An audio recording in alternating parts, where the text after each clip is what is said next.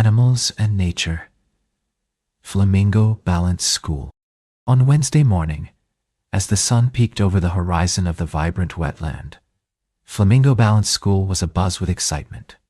The flamingos, their long legs wading through the water, gathered around the schoolhouse, eager to learn about their home, the wetlands. Their teacher, Miss Scarlet, stood tall, her pink feathers shimmering in the morning light.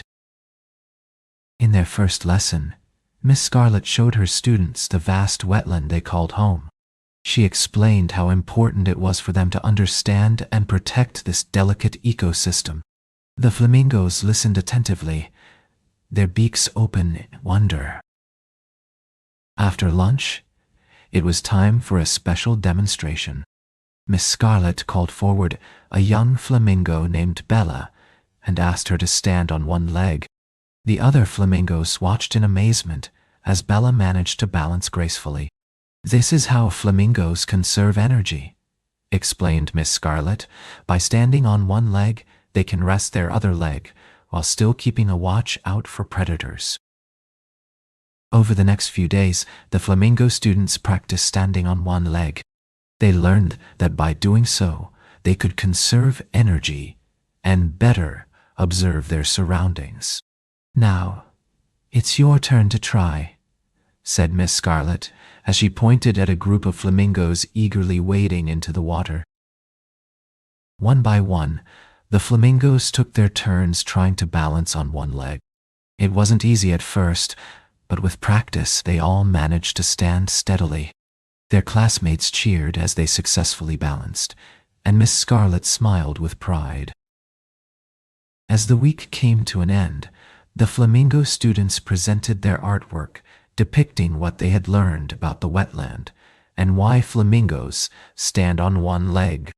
The paintings were vibrant and full of life, showcasing the beauty of their home and the importance of conservation. With their artwork finished and their newfound knowledge about the wetland, the flamingo students celebrated their last day at Flamingo Balance School.